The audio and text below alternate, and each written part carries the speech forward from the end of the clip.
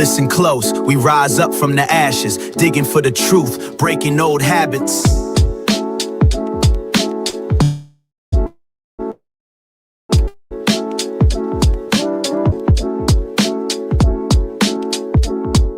We marching with the nesters, they laid the foundation, passed down revelation, sparked our motivation in a world of facades. We peeling back the layers. Truth is the weapon that cuts through all the fakers. Phonets in our chest, reborn from deception. Eyes wide open, no room for misdirection. Every step we take, we honor the connection between past and present, forging our resurrection.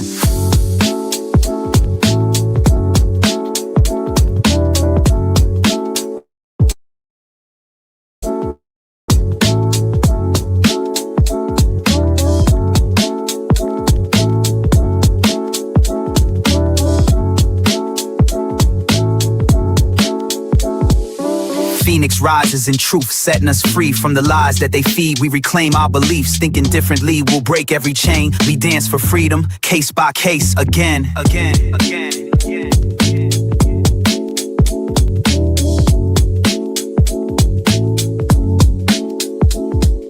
We cultivate vision, planting seeds of awareness, challenge the narrative, break out of the harness, digging deep for knowledge, unearthing the hidden. Our minds are the soil where the future is written, no longer confined by the scripts they prescribe. We write our own story, let the real one subscribe. One voice becomes many, together we rally. Freedom's not a concept, it's a move and a tally.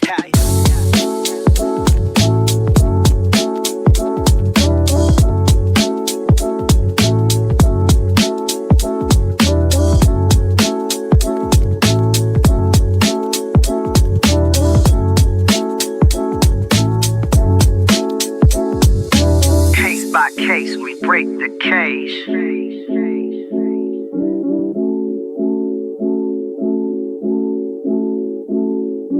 Dog by dog, we shift the stage.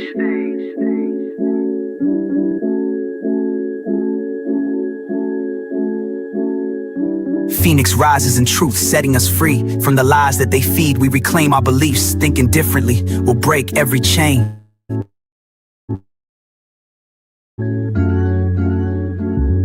We dance for freedom, case by case, again.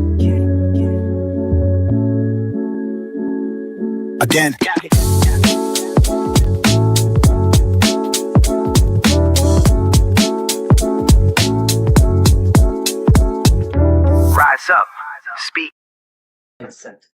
Brian has been essentially convicted in the media.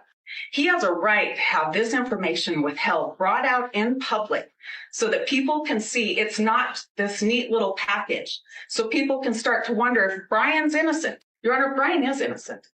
So if I talk about things that are in the affidavit, and if I talk about things that we're seeking that the state wants to hide, I think that's fair game for the public to hear.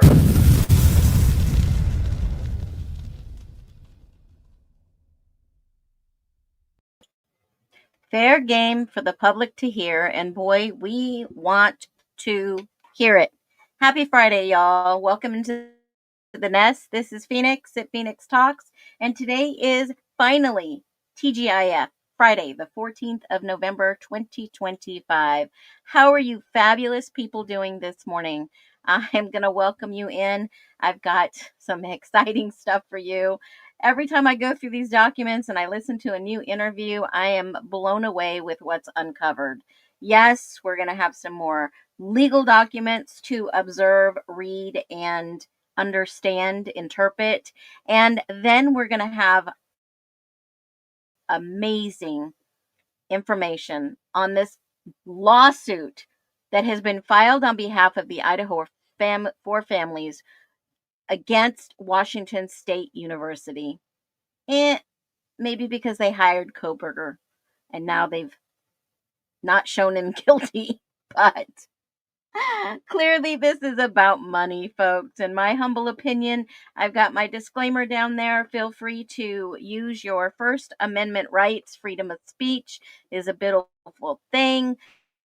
Just make sure that it's not slander, liable, or anything of that nature. We're not here to disparage anyone. We're here to talk about public facts, and boy, are these facts getting wild. So welcome in, Caleb. Good to see you here this morning. Happy Friday to you. Yes, as I posted that $100 million lawsuit, Washington State used short, then my, look at what happens when we start to lie. And yeah, follow the money.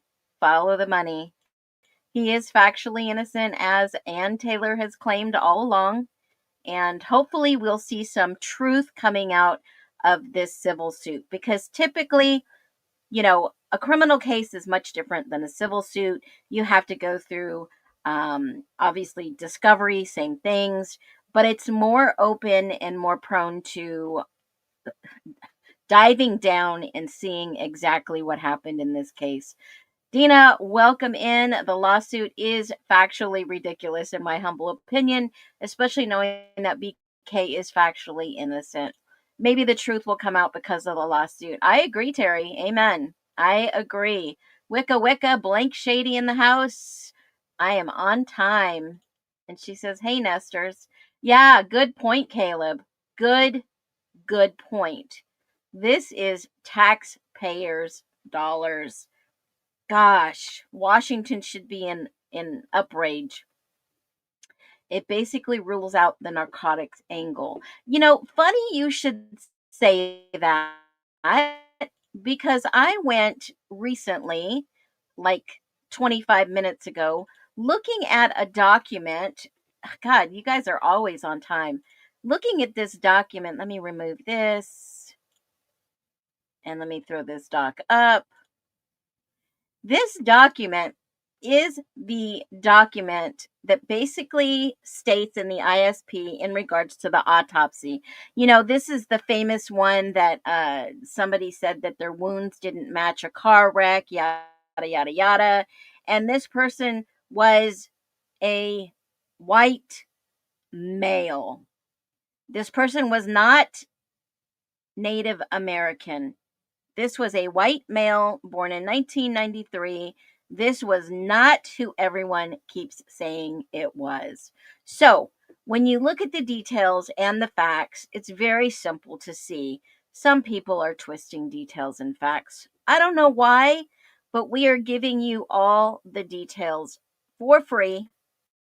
I only have some videos out there for my members. I'm not asking for any donations other than what we need for the FOIA request, and videos unedited, unmarked, no logos. And that's what I'm looking for, because we the people deserve the freaking truth. And I hope that you would all agree. So this individual that was found roving the streets of Lewiston had said that he had been sober, per his mother, for 4 years, and that someone had called in to the FBI and said his injuries did not match that of a car wreck. Okay? They contacted this person's mother, who told him he'd been sober for 4 years, folks. But 2 weeks prior to the death, he left his house on November 8th and did not return. He was found wandering the streets of Lewiston with cuts and abrasion on his torso and arms, and transported to the hospital. This guy was white. I'm not trying to be racist or anything like that, but he was not Native American Indian. So let's just get the truth out there. Okay? Now, there was someone with the prints that was Caucasian. Could that fit the description? Possibly. I'm only saying possibly. CODIS knew.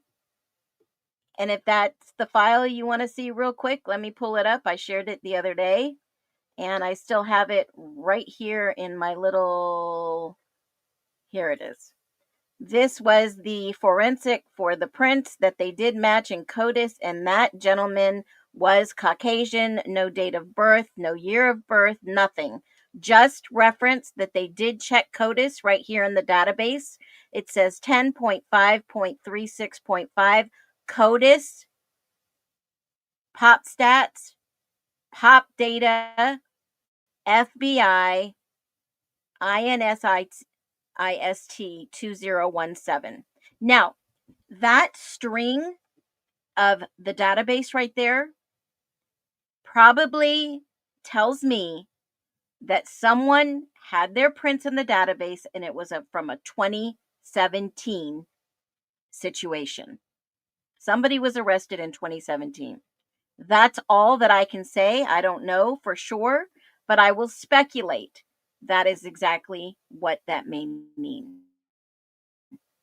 So, Caleb, great question. I appreciate anyone just throwing a question in the chat because, I mean, I'll tell you, you know me, I'll bring up the receipts. I'll bring them right on up and we'll show you what we have. So, I want to get started today, but first, let me just do this real quick. You know, it is Friday. I like to have a little bit of fun because we are talking such about a heavy subject. Okay? And it's not always easy as a creator to get up here and be raw and real, unscripted, with no agenda. And I am. I come here all the time. This is, in fact, my job. I don't get paid for it, but I look at like it is my job. My job is to share the truth. I love with a passion our freedoms. And somebody is not trying to share truth and trample on our freedoms. And I hope if only one person could see this to get the truth straight, that's all it will take is one person. So, generally, Friday is supposed to be fun, right? I mean, Friday in the real world, we are all busy. We are all human. We have empathy. But let's do this. What's a random win that you had this week? It's been a long week for a lot of us folks. A long, emotional, I'm a very empathetic person, and yesterday took a lot of emotion out of me.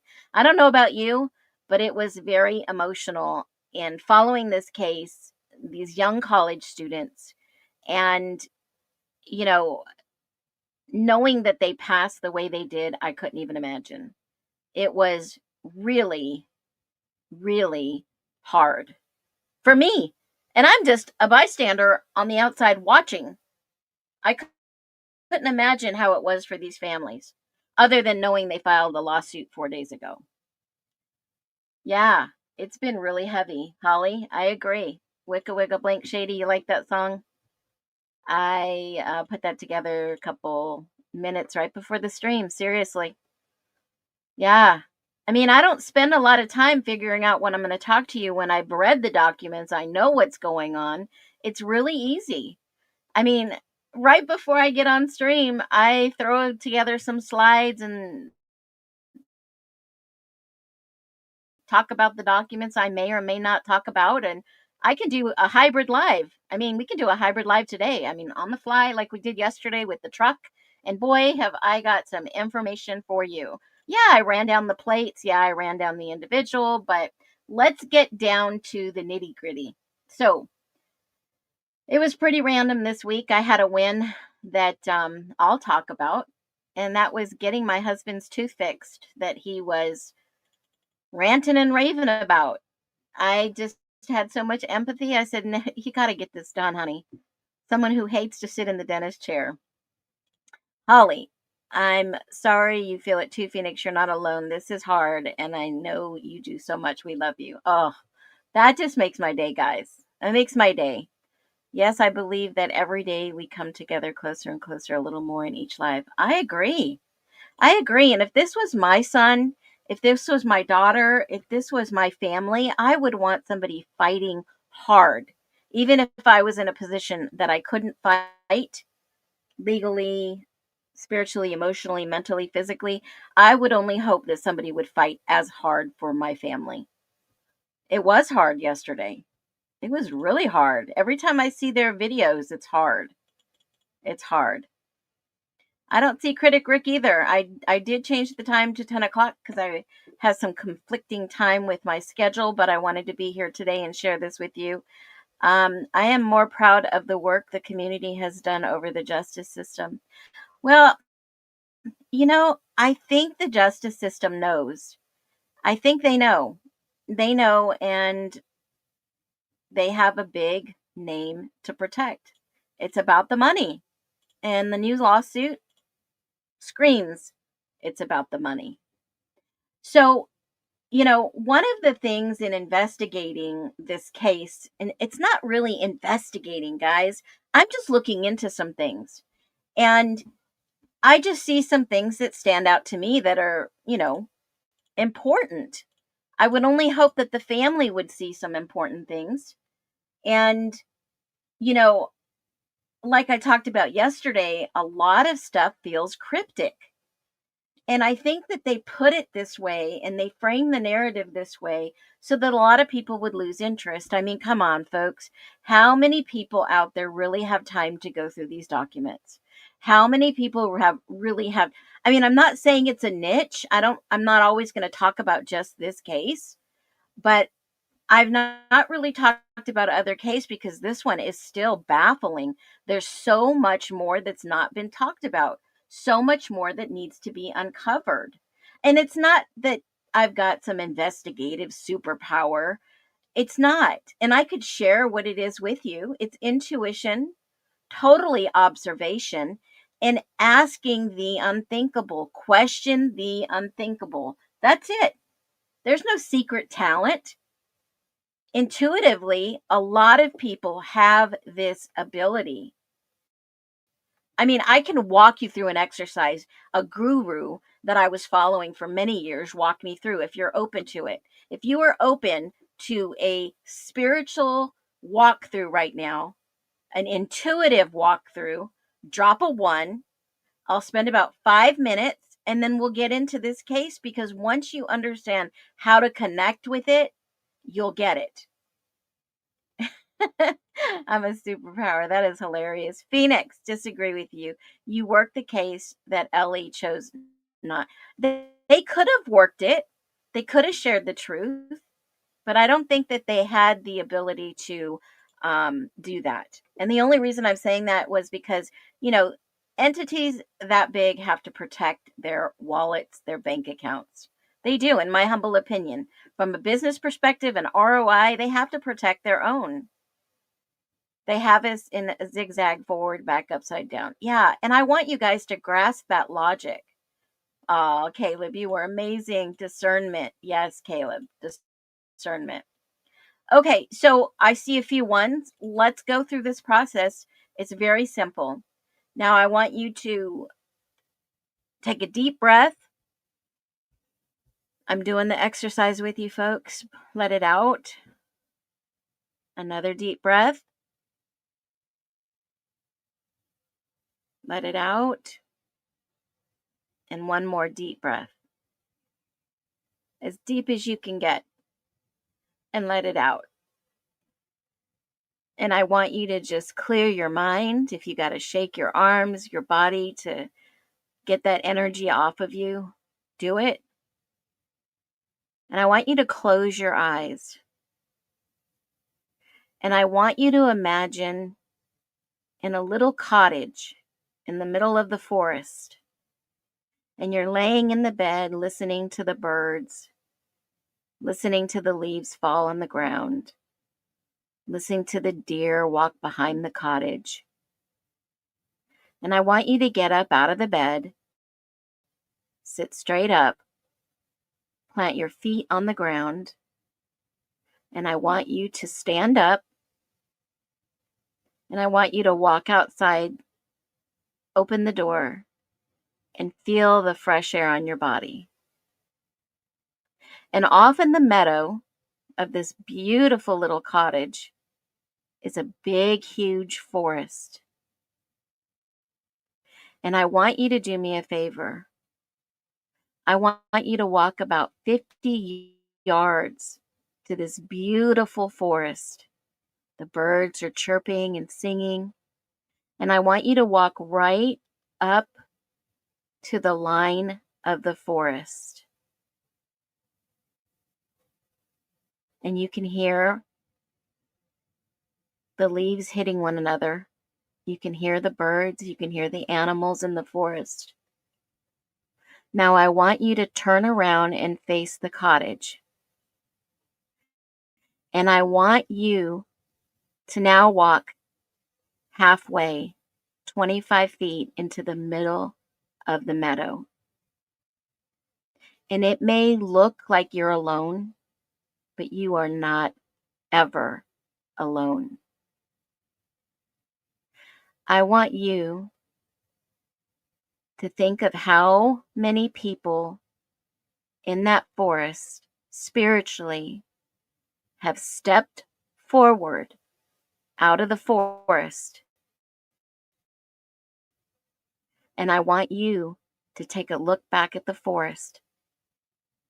That is your own personal number, army of angels that protect and surround you every single day.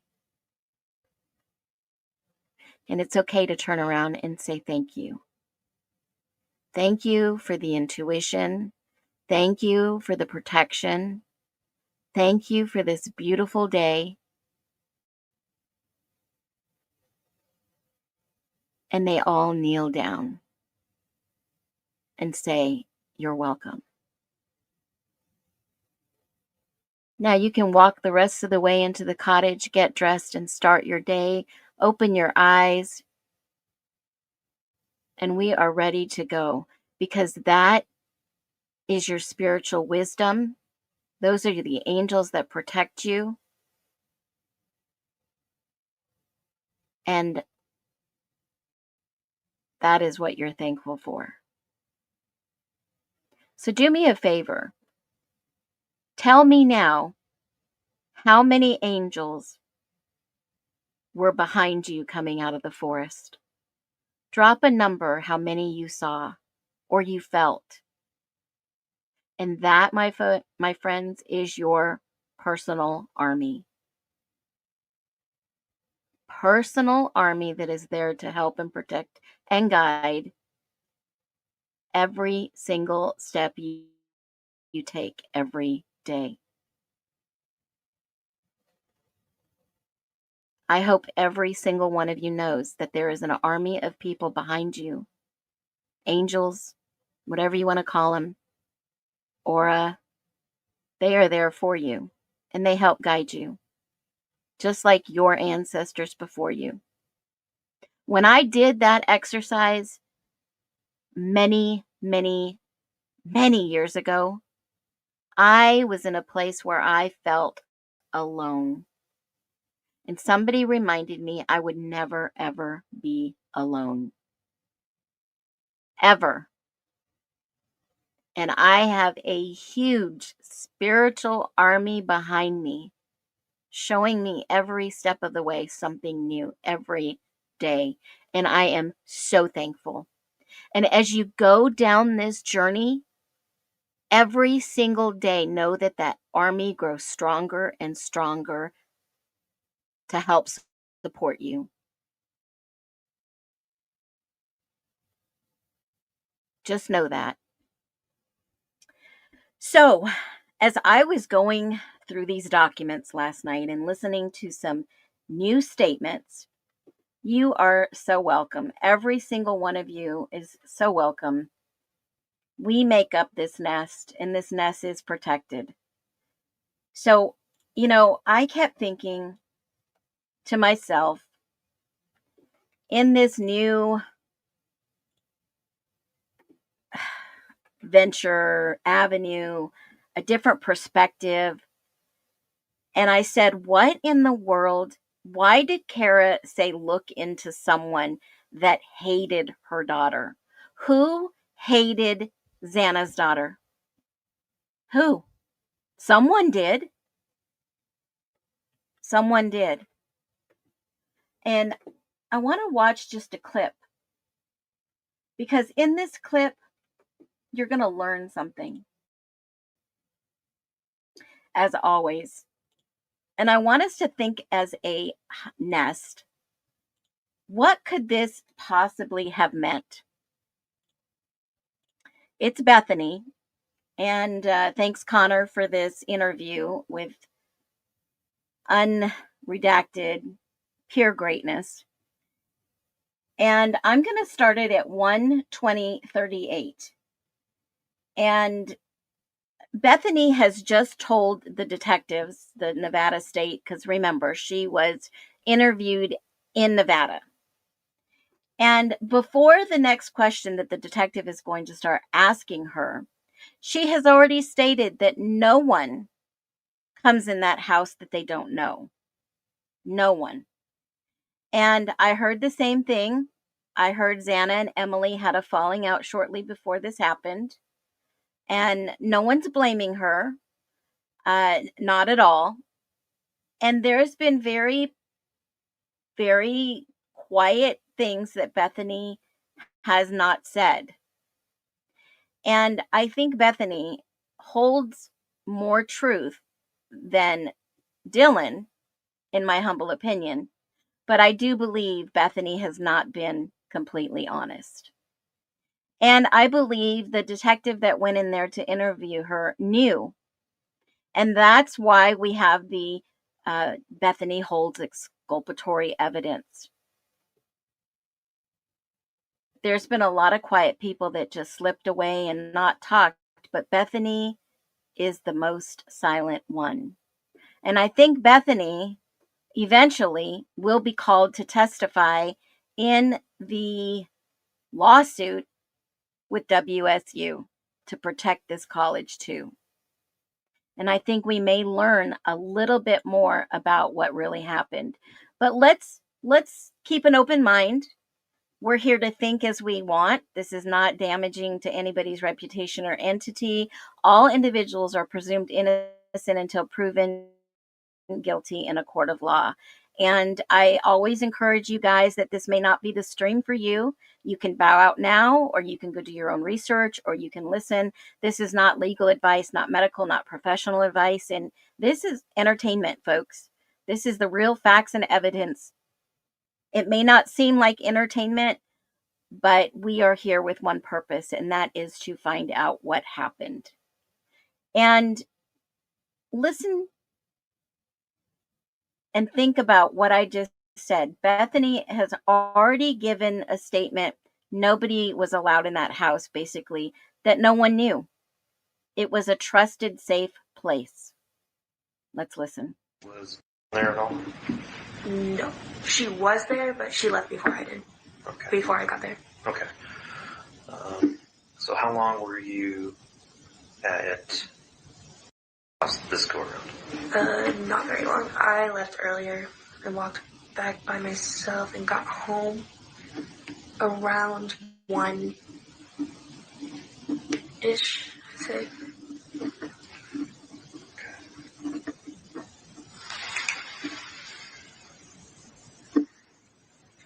And when you got home, who was there?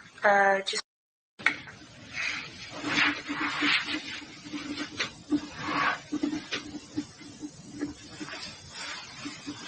And they were watching Vampire Diaries. so in the main living room area.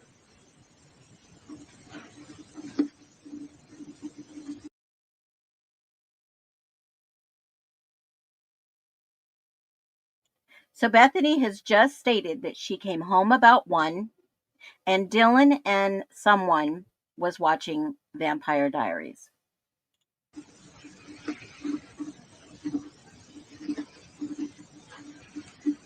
Okay. What happened after that? Then I came home and we watched Vampire Diaries for a little.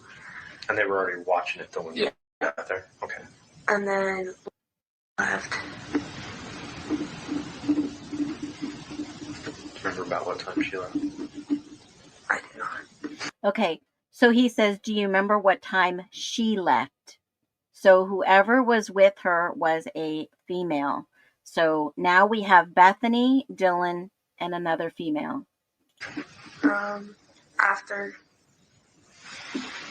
1:21-ish. Why do you say that? I just have a picture with them at 1:21. With? Mm-hmm. Okay.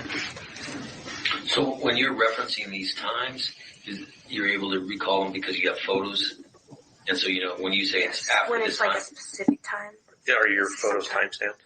It's just on Snapchat, so it says like when you hold it down, it will say like, It'll show what time it was. Yeah. Okay, so it shows what time the photo was taken or what time it was posted. What time it was taken Okay. and saved. Yeah. Okay. So then, and that's how you're refreshing to see the time periods that you're giving us on your photos. Yes. Perfect. Okay.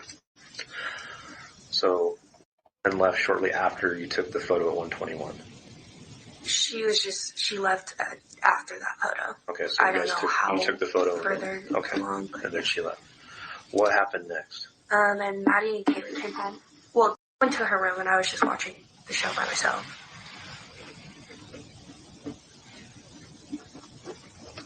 And her room is on the main floor, right? Yeah.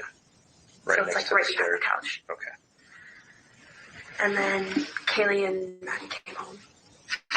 Do you remember what time that was at? Around 2-ish. Okay. Were they by themselves? Yes. Did they say how they got home? I remember them mentioning something when we were upstairs of how they got home. Okay. So you get home around 2, you're still watching Vampire Diaries. Mm-hmm. But from our conversation earlier, then you go upstairs? Yeah, then came back, and then me, Kaylee, and Maddie were all on Kaylee's bed, just hanging out.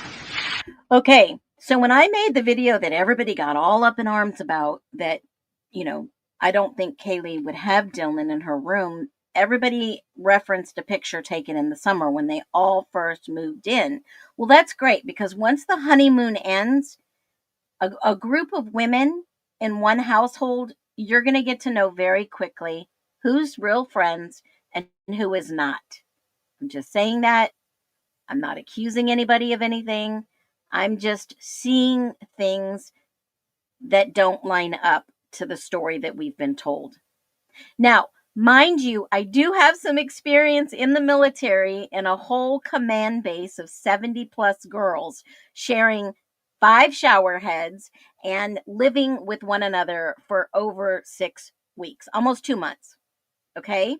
Now, I do know something about women that are catty, women that are mean, women that are manipulative, women that don't care, all kinds of different women. So I'm not saying I'm an expert. I'm just saying what I observe is something not right in these videos that have been left behind in memory for a purpose and a reason. And her current statement of Bethany saying it was me, Maddie, and Kaylee upstairs. Dylan was not present. Dylan was downstairs or left out of this communication. These 3 girls were upstairs.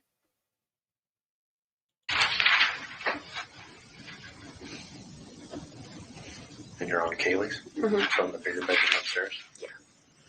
Okay. Do you have a photo about what time that might have been by chance? Yes.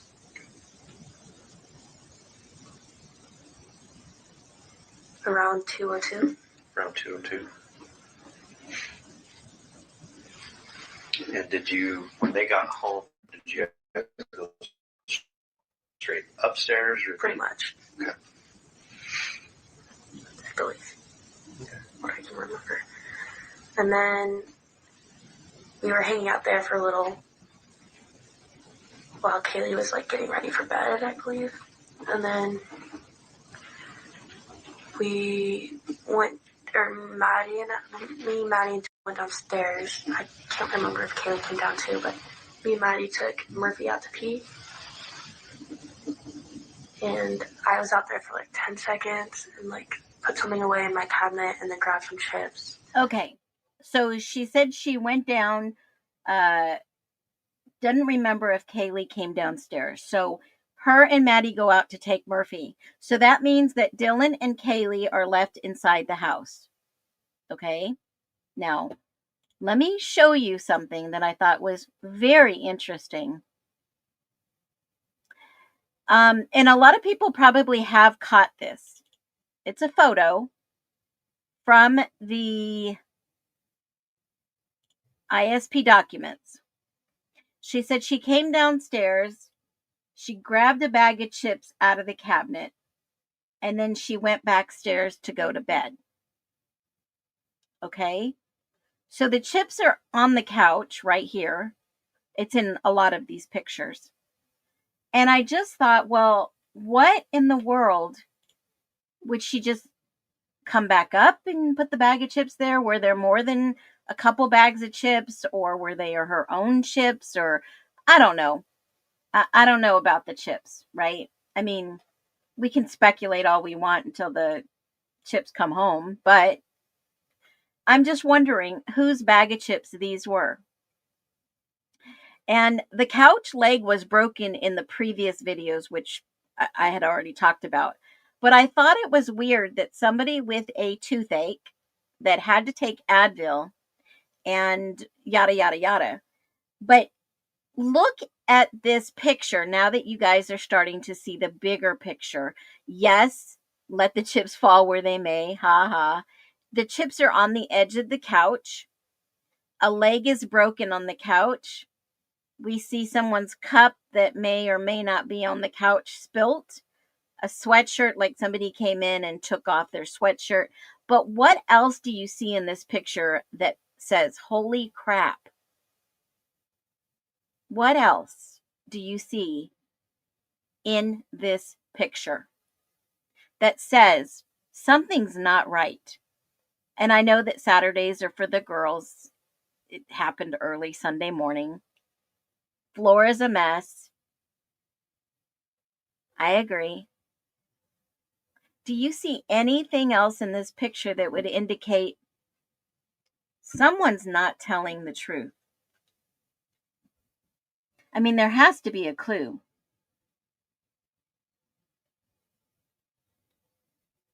There has to be a clue. Solo cup, Christmas trees. They must have already decorated for Christmas. Yeah, I thought that was a little early, but maybe it was just the way it was. Now, let me direct your attention up to where it says Saturdays. The sectionals moved. See the word Saturdays in that banner? Look right over to the right of that banner and tell me what you see.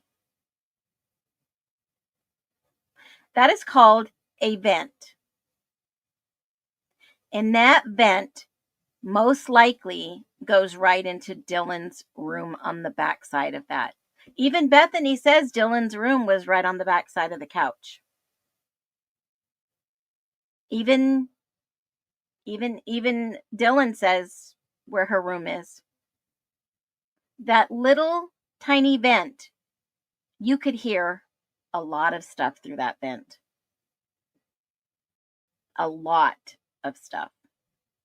So if Kaylee was dancing in the living room, I'm sure that Dylan heard, because her door is right there in the vent. You could hear a lot more. I agree. Let's finish watching what Bethany.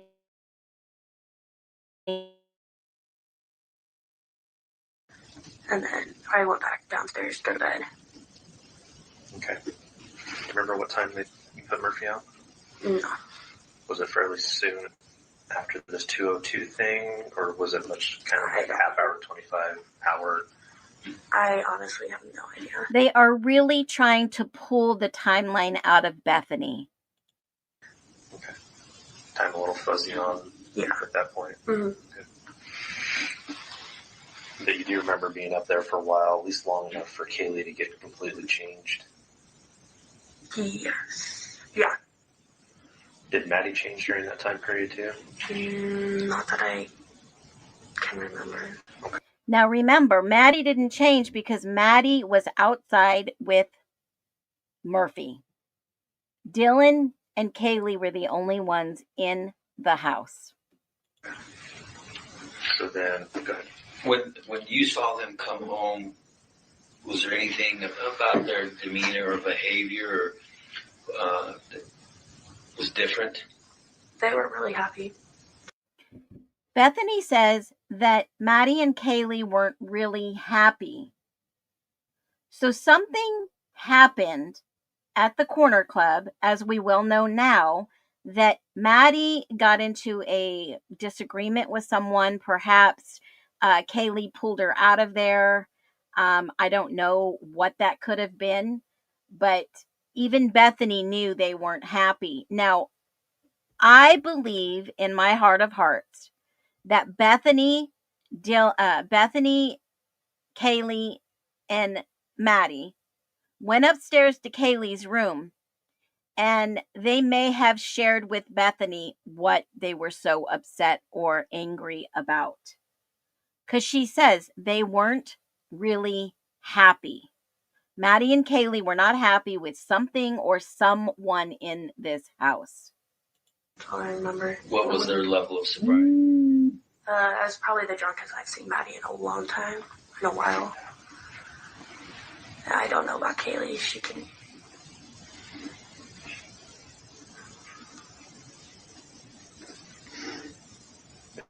You said you hadn't seen Maddie that drunk for a long time. Yeah, for a long time.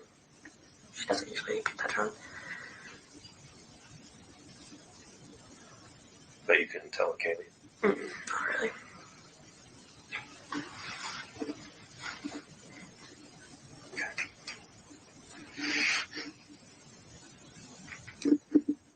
So after you stepped out for 10 seconds, she grabbed a few things and then went downstairs. Mhm. What did you do when you got to your room? I watched the show for a little. I don't remember how long I watched it, though. And then I just went to bed. And the name of that show again was? Baby Daddy? Do you remember the episode? No. And how were you watching it? On my iPad.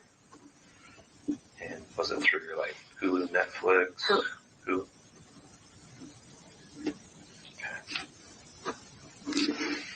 And is that a Hulu account you have? Yes. Is it your account that you pay for, or is it your parents? My parents pay for it. Okay.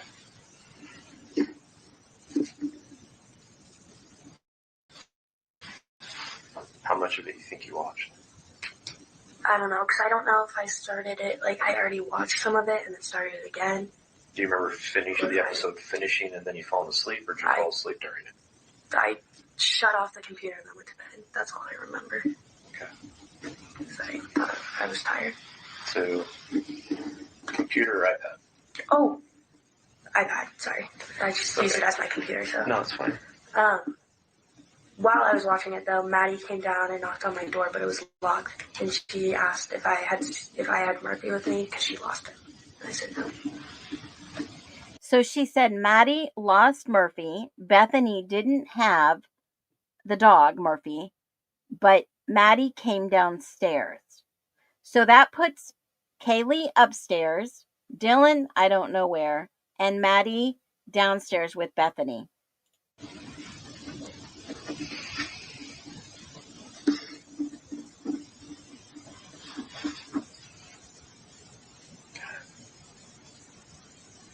Was that shortly after you started it, or quite a ways after you started it? I don't remember.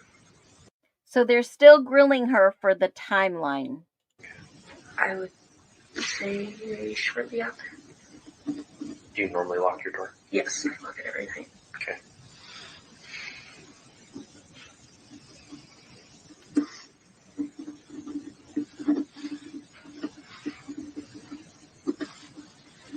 What's the next thing you remember? And the next thing I remember, I heard pipe noise. Then I saw like a little sparkler or something under the door. Okay, let's get into it, guys. Bethany says, I'm going to put this back on one more time. And then the next thing I remember, I woke up because I heard like a firecracker type noise. Then I saw like a little sparkler or something under the door. Okay. So how could she see something under her door? If everything was happening above, allegedly, How could she see something under her door? Let's do an exercise. What, this mystery firework, I don't know. But let's just be open to the possibility that maybe this was something else. So let's think about this for a minute. We hear there's a flash or maybe light, a sparkler. Remember, these kids thought this was a joke, some type of prank. Even Bethany says, I thought it was some type of joke or some type of prank going on. Okay? So let's discuss the main possibilities that investigators, put your investigator's hat on, folks. Let's think of the main possibilities and analyze Bethany's mentioning she's seeing a flash or something resembling a flash. And what are the plausible grounded explanations? Let's walk us through this process logically. And what would you think most likely a flash would be from? Could it be Bethany or someone downstairs had a phone being checked, a text notification, a screen lighting up by someone who walked by her door, a reflection in the light, in the mirror, a glass object? I mean, there are like tons of things that we could throw out there. But this is extremely consistent with students being awake late at night, DoorDash activity, messages between roommates. And someone said, was it the Scentsy lights? Well, folks, I scoured through all the individual crime scene photos, and I thought maybe that could have been the case too. I scoured through video after video after video looking for this Scentsy type of device, whatever, right? Until I came across Maddie Mogan, and she had posted a video I'm going to pull up for you in one quick second. And I want you to see where this is located, because this is, was it Maddie or was it Xana? Hold on. Maybe it was Kaylee. Hold on. It was Kaylee. I apologize. Let me pick this out. Let me grab this. Now, I have to turn the sound off, but you'll kind of get the idea of where I'm going. You have to be able to see. If everyone's saying it's the Scentsy thing, I'm going to prove to you it wasn't. I remember something saying that, Dylan grabbed a taser. Okay, I get that too. But let's just look at the Scentsy. So this is coming up to the main floor. This was where they were all trying to be each other. There's acting like Dylan. Bam. On the left of this, there's the little Scentsy, and it is plugged down all the way to the ground into this electrical outlet that runs actually underneath the bottom stair and all the way across to the other side of the room. It's plugged in, electrical. That cord goes all the way down to the other side of the room. And in nowhere else in this entire house have I seen another Scentsy. That was the only type of warmer plugged in right there again, right there, that we see walking away. There is an electrical cord that runs underneath this stair. Somebody could trip on this. I mean, even an intruder could have tripped on this if they didn't know that that was there. Right along the base where Bethany is walking right by, she has to walk down the stair. There is a cord that goes all the way across into the other side, plugged into the other side of the room. And in nowhere was there a heater or another Scentsy anywhere that I've seen. I looked all over this, even in the crime scene photos.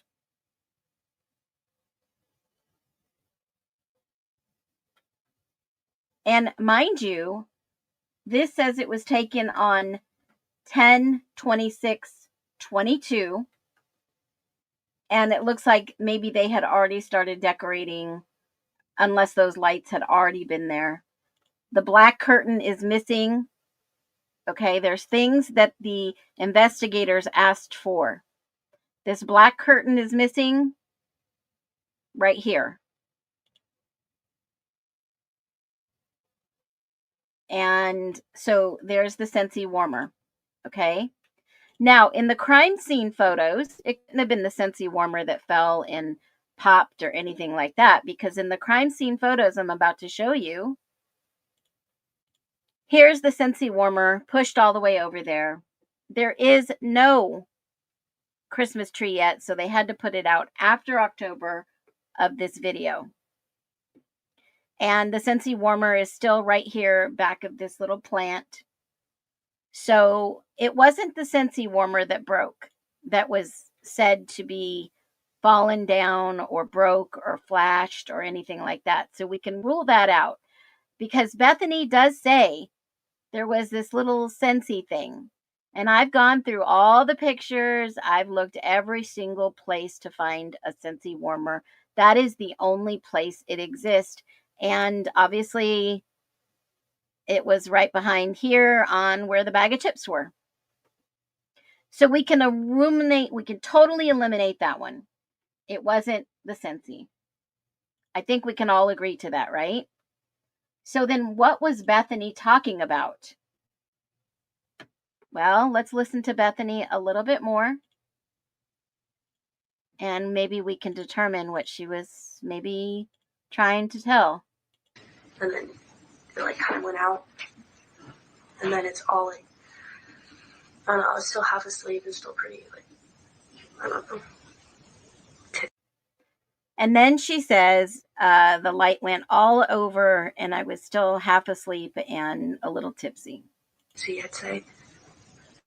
And then I just didn't really know what was happening. And then I remember either called me or I called. And who is he? Who is he? I really don't remember. Then I remember he either called me or I called. What is that all about? Tipsy, I'd say. And then I just didn't really know what was happening. And then I remember he either called me or I called. What is that? Who did she call? In looking at the document yesterday, remember the one that I showed you from the prosecutors, the time, the little chart that I made way back in, oh God, whenever those came out. I kept looking at that order that says who called who. And if I remember correctly, Bethany is the one that called Dylan. Bethany's the one that called Dylan. I remember who is he called her? Who called Bethany? Let me go and let me grab that order again so I can see the exact text. It was the text in 911, motion in limine, where they gave us the whole document. And let me see what they say. All right. It said, Bethany Funk calls DM for 23 seconds at 4:19. So the timeline is she grabs the chips and goes to bed. And it's been said that you can't hear much that goes on upstairs from the basement. I kind of have a sense to believe that. But except for all the movement. If you've got people running with shoes on, especially Doc Martens, and they are running up and down the stairs, and Bethany's room is right below the stairs, I'm sure she's going to hear some of that, in my humble opinion. Okay? So it says at 4:19, BF calls DM. So what do you think would initiate someone to call someone? Maddie Mogan called BF at 2:53. They spelled out Maddie, but in the other doc it says MM. Could have been somebody else. Absolutely, SoCal Gal. But what would make you call someone? Because in the process of Bethany going to bed, to her room, Maddie's out looking for the dog. I think 2:53 was Maddie calling, asking about the dog, in my humble opinion. I don't think Maddie actually went down there and knocked on her room. I think she called and said, hey, do you have Murphy? Nope. Sorry, he's not here. And then an hour later, during this whole hour, something is happening. Maybe Bethany wasn't aware of it. I'll give her the benefit of the doubt. Okay? So all this running around up and down the stairs and all this stuff starts happening. And then Bethany calls DM 2 minutes after you hear a thud and Murphy's nonstop barking. 2 minutes, folks. Bethany wakes up and she wants to know what the hell is going on out there. And they talk for 23 seconds. 23 seconds. Bethany wanted to know what the frick was going on. Bethany said she was woken up and she sees a sparkler, something under the door, some noise, and she wants to know what the heck is going on outside. What the heck is happening? Because in my mind, it goes to, what was the light? We've already ruled out it couldn't have been the Scentsy thing. Okay. Was it a motion activated outdoor light? Did somebody trip that light? The flash could have been someone walking near the sliding doors, a person approaching or leaving, a light triggered by movement of animals or people walking by. And this fits potential movement around the house. It's a visual pulse, seen it through the blinds or windows. I don't know why she said her door, unless something came up to the front door and she saw the lights shining throughout the middle of the area where the bathroom is and then her room, and those lights lit up everything on the bottom of the house on the basement side. That's a possibility. That is a freaking possibility. Now, when you think about this, could it be a car? Could it be the DoorDash driver? Could it have been unidentified early morning traffic? What if it was the DoorDash driver that pulled up as she said she did and Bethany saw the lights to the DoorDash driver? Had anybody thought about that? Looking at the timeline, something took place. Bethany woke up. She immediately called Dylan and said, what the hell is going on? Remember the rumors of someone tapping on her window? Maybe that was the DoorDasher. Maybe that was somebody that had their lights on, and it's possible. It is very possible. What if it was the flashlight she was carrying? Possibly. Very possible. The lights from upstairs turning on and off. Could that have been the flash that Bethany saw? Light spill from upstairs, over into cracky areas like I talked about before. Was the weapon a flashlight? Was the weapon a flashlight? Flashlights do have those ridges on them.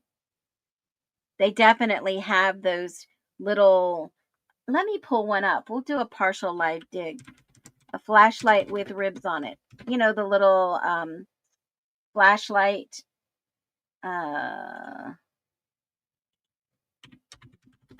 Let me see if I can find one. I've seen them before. A flashlight with those little ridges in them. I put flashlight with ribs and I'm getting beef ribs. Oh my gosh. Flashlight with ridges, not ribs. All right, let's see. Here we go. Here's a flashlight with ridges on it. I mean, could it possibly be? Was that the weapon? Who knows? She saw a flash of light and see how that has ridges on it, almost like a golf club. I mean, there's so many tactical flashlights that have them, those little ridges. Could that have been what Kaylee was struck with? Is that even possible? I mean, look at that kind of ridge on that flashlight. So what did perhaps Bethany see? I don't think it was a reflection from the kitchen knife. Somebody said the kitchen knife block area. I doubt it. Police or neighbors, I don't know. A camera flash or motion detected. Was it a picture being taken of the actual incident that just happened? I don't know. Is that even possible? She said it was a flash and a boom, but flashlights don't boom. Correct. Head trauma? I don't know. Not sure. Tactical flashlight, part of a ritual, Eric Gower, I don't know. But here's the top 3 things that I asked the experts. ChatGPT. What it could have possibly been, and this is the outcome it gave me. What are the likely most top 3? Based on the layout, the witness statements, and environmental conditions, it was most likely a phone light, a motion-activated outdoor light, or car headlights bouncing into the room. Wow. That opens up a whole new aspect. A whole new aspect. What if it was the black truck that Dylan said she saw, that she had to put them there at this time frame that Bethany is sharing the actual time frame? What if that was the case? Just what if? What if it was the actual headlights that Dylan saw, the tail lights? And then the next thing I remember, I woke up because I heard like a firecracker type noise. And I saw like a little sparkler or something under the door. And then it like kind of went out. And then it's all like, I don't know, I was still half asleep and still pretty like, I don't know, tipsy, I'd say. And then I just didn't really know what was happening. And then I remember either called me or I called her. And she said that she thought she saw someone and like wearing all black. And I said, well, Santa wasn't wearing all black. Maybe she just like ran by or something. And then she said, well, I thought he had like a ski mask on. And then I was like, and then I just didn't really know what to think of that. I thought maybe she was like just seeing stuff because me and her got scared a lot. And or like maybe one of Ethan's frat bros was like just playing around or something. One of Ethan's frat bros was playing around or something. And then I told her to come down to my room if she was scared because it's better than being alone. So then she ran down to my room. And I tried to call them. None of them were answering, so I thought they would just like were asleep or something because I've called them before late at night when I'm scared and they usually don't answer. And then we fell asleep. I woke up early. So before we keep going there, Uh-huh. you said you called them. Yes. Can you look up to see exactly what times all those phone calls came in? Yes. But who did Bethany call before? Who did she call? She said she called him. Who is him? In the document, it says that Dylan was running downstairs to Bethany's room. Doesn't say what time. Dylan doesn't say what time she looks out to see the black truck that she describes. Who was the black truck? Who owns a black truck? Was it the neighbor's black truck? Was it the black truck that the state's exhibit list showed in the documents that I shared yesterday? And I ran a report on the two cars that were shared in the exhibit list yesterday. And that silver SUV Ford, what if I told you it's actually white, according to the Idaho DMV?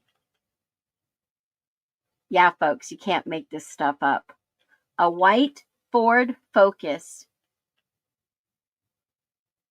Did y'all not think I was going to go look and see who owned these cars?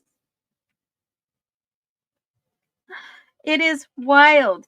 State's exhibit. I'm going to pull it up again. State's exhibit gives the actual, factual. There it is. 1A is Ada County down in Boise. It was bought in Meridian, Idaho at Corwin Auto. It's a 2016 black Ford truck.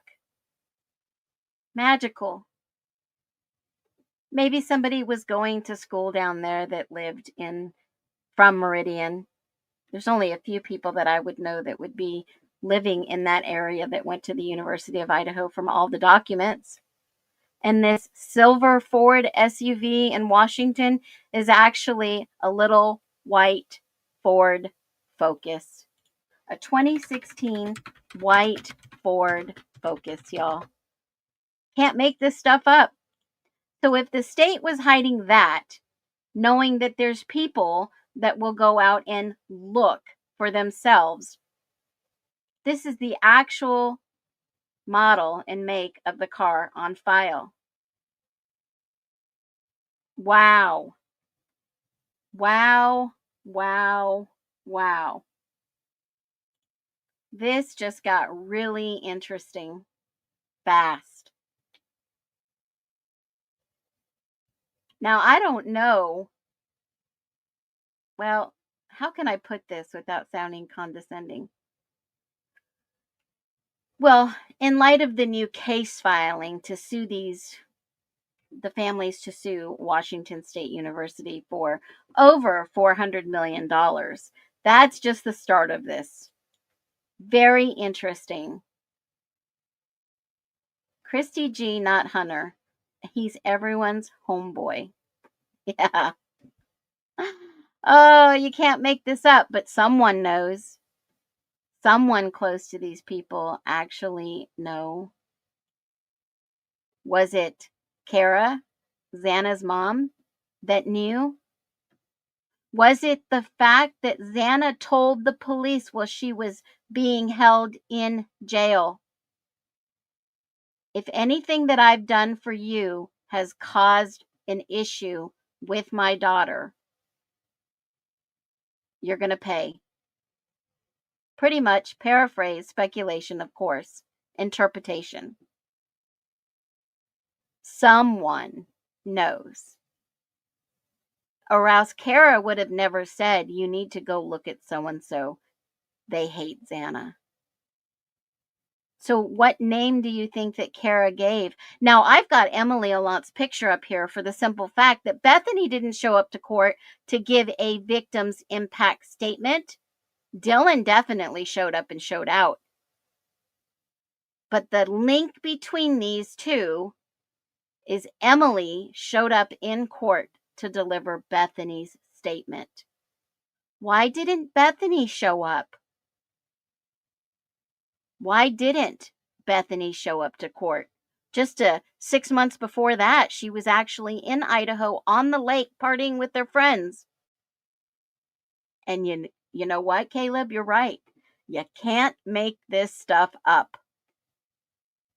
With people being so transparent and they want to be noticed on social media, and I've always said this from the beginning, a lot of women like to put everything out there on the internet.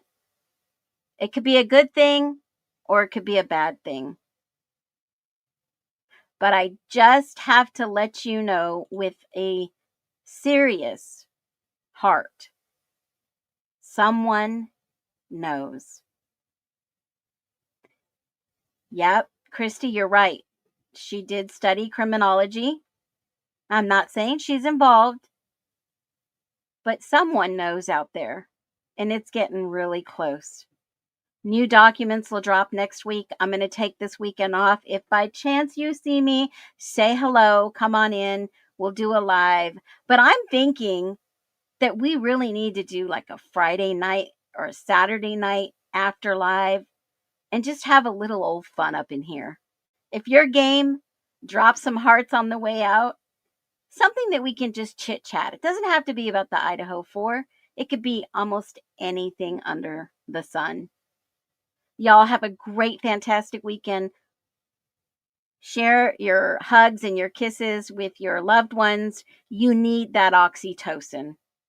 Go and ground yourself in the sand, in the grass, in the water, rocks, river, whatever you want to do. Go ground yourself and have a fantastic weekend. I am so glad I'm here to share this with you all. Drop some love and be well. And thank you. Say thank you. A special thank you to our beautiful mods. Wonderful, absolute beautiful mods. And thank you every single one of you that has been a member, joined, donated. Don't forget we do have a FOIA fund. I am trying to get some documents from the ISP. And yeah, remember, justice for all also. Have to throw all those plugs in there. Hit like on the way out. See y'all later. Be well.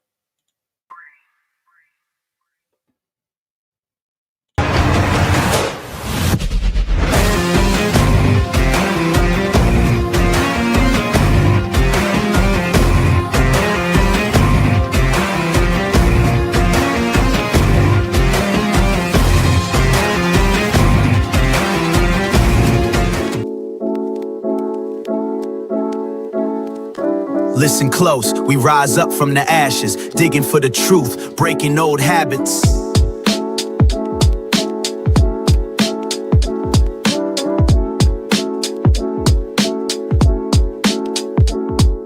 We marching with the nesters, they laid the foundation, passed down revelation, sparked our motivation. In a world of facades, we peeling back the layers. Truth is the weapon that cuts through all the fakers. Phonets in our chest, reborn from deception. Eyes wide open, no room for misdirection. Every step we take, we honor the connection between past and present, forging our resurrection.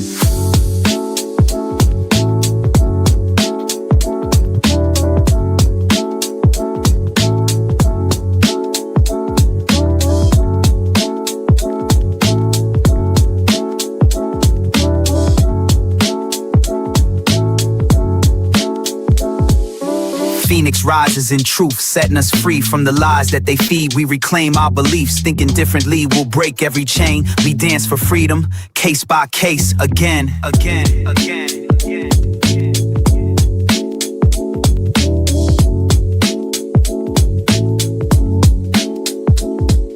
We cultivate vision, planting seeds of awareness, challenge the narrative, break out of the harness, digging deep for knowledge, unearthing the hidden. Our minds are the soil where the future is written, no longer confined by the scripts they prescribe. We write our own story, let the real one subscribe. One voice becomes many, together we rally. Freedom's not a concept, it's a move and a tally.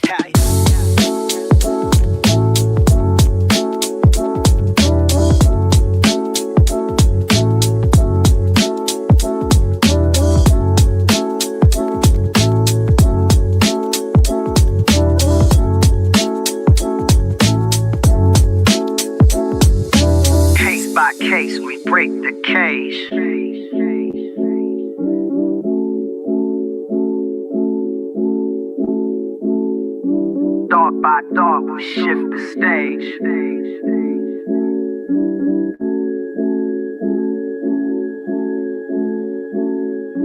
Phoenix rises in truth, setting us free from the lies that they feed. We reclaim our beliefs, thinking differently will break every chain.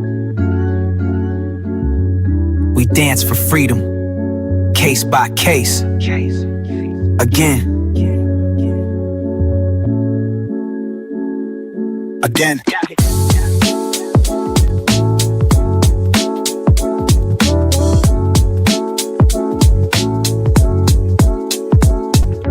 Rise up, speak out, watch the new world breathe.